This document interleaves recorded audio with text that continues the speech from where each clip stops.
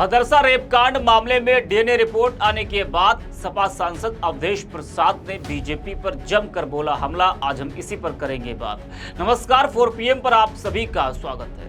अयोध्या के भदरसा रेप कांड मामले में जिस तरह से सपा नेता मोहित खान पर कई आरोप लगे, नाबालिग लड़की से दुष्कर्म के मामले में मोहित खान और उसके नौकर राजू को गिरफ्तार किया गया, जेल भेजा गया। मोहित खान की बेकरी पर उसके कॉम्प्लेक्स पर बुलडोजर चलाया गया। वहीं अब नाबालिग लड़की से रेप केस में एक सनसनीखेज खुलासा हुआ है।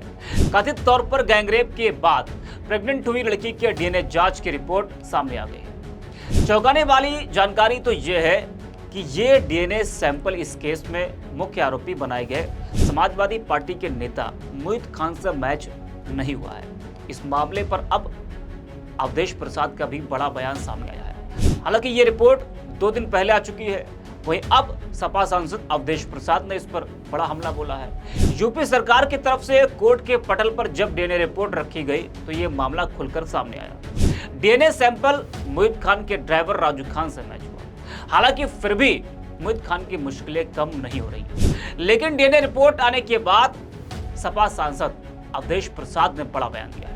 उन्होंने कहा कि हमारे नेता अखिलेश यादव ने संदेह व्यक्त किया था और मामले में डीएनए टेस्ट की मांग की थी। राज्य और देश के मुसलमानों के प्रति सीएम योगी की मानसिकता बहुत निराशाजनक है।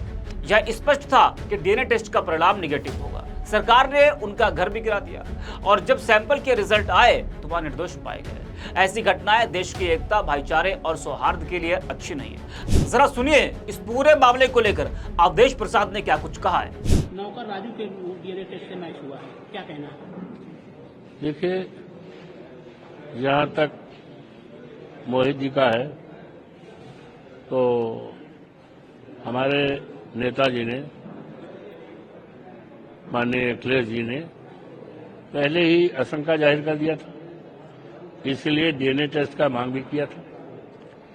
लेकिन अफसोस है कि पता नहीं हमारे प्रदेश के मुख्यमंत्री आदरणीय बाबा जी आदित्यनाथ जी की विचारधारा इस प्रदेश के और देश के मुसलमानों के प्रति ऐसी विचारधारा क्यों है, ऐसी नाराजगी क्या है, ये बात समझ के बाहर है।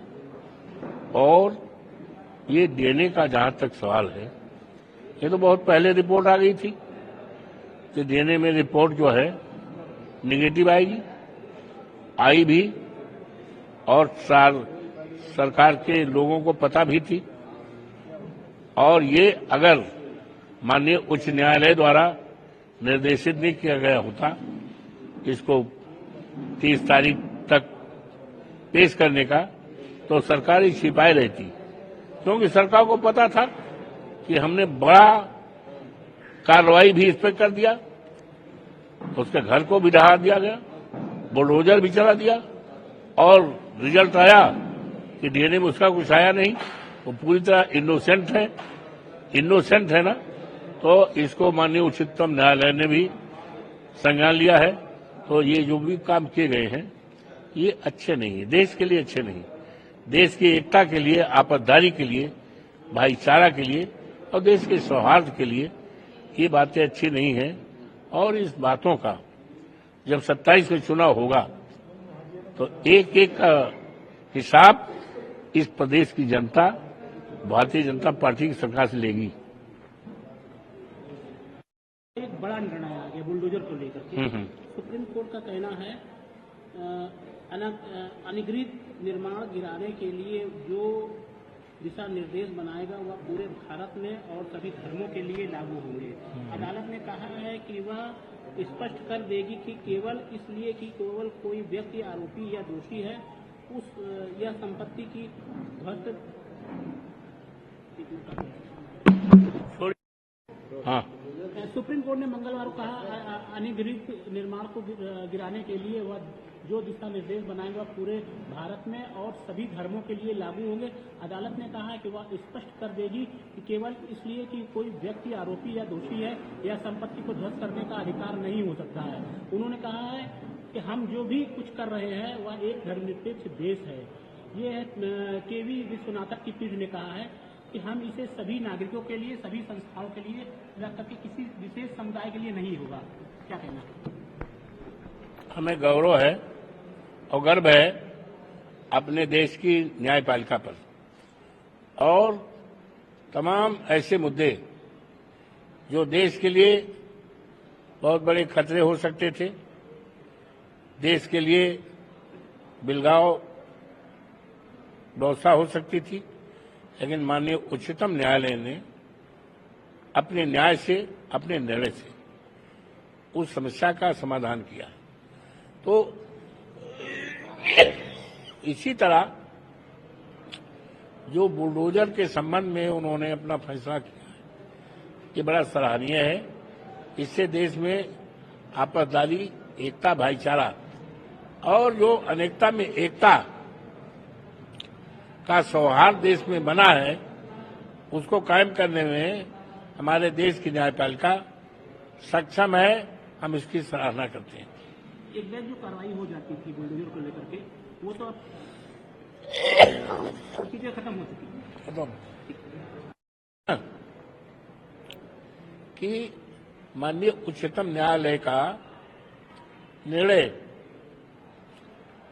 राष्ट्र हित में है, राष्ट्र की एकता और अखंडता को मजबूत करने के लिए है और देश को एक सूत्र में बांधने के लिए है। देश में भाईचारा, आपसदारी, सौहार्द के वातावरण को कायम रखने के लिए माननीय उच्चतम न्यायालय ने और माननीय न्यायपालिका ने देश हित में बहुत बड़ा काम किया है, जिसकी तारीफ जितनी भी की जाए कम है। तो सुना आपने। अच्छा, इस मामले को लेकर सपा सांसद अवधेश प्रसाद पर भी कई आरोप लगे, क्योंकि मोहित खान की कई फोटो अवधेश प्रसाद के साथ भी देखी गई थी। इसलिए बीजेपी ने अवधेश प्रसाद को और समाजवादी पार्टी को भी इस पूरे मामले में जमकर घेरा। तो जिस तरह से मोहित खान का डीएनए मैच नहीं हुआ है, उसको लेकर बयानबाजी का दौर भी लगातार जारी है। वहीं अब सपा नेता मोहित खान की जमानत पर 3 अक्टूबर यानी कि कल सुनवाई होगी। जस्टिस पंकज भाटिया के समक्ष इस मामले में सुनवाई होने के बाद मोहित खान के वकील की ओर से और समय मांगा गया है। सरकार की तरफ से इस मामले में अपर महाधिवक्ता विनोद शाही और एजीए अनुराग वर्मा ने बहस की और इसके बाद मामले की अगली सुनवाई 3 अक्टूबर यानी कि कल होगी। आपको बता दें कि अयोध्या पुलिस ने 30 जुलाई को जिले के पुरा कलंदर थाना क्षेत्र के भदरसा नगर में बेकरी संचालित करने वाले सपा नेता मोहित खान और उसके कर्मचारी राजू खान को गैंगरेप के आरोप में गिरफ्तार किया था। पुलिस ने बताया था कि मोहित खान और राजू खान ने 2 महीने पहले नाबालिग के साथ गैंगरेप किया और इस पूरी वारदात को रिकॉर्ड भी किया। इस घटना के बारे में तब पता चला जब मेडिकल जांच के दौरान पीड़िता गर्भवती मिली है। हालांकि अब डीएनए मैच नहीं हुआ है मोहित खान का। इस पर जमकर राजनीति भी अब शुरू हो गई है और विपक्ष बीजेपी को घेर रहा है। इस वीडियो में इतना ही। आप देखते रहिए 4PM।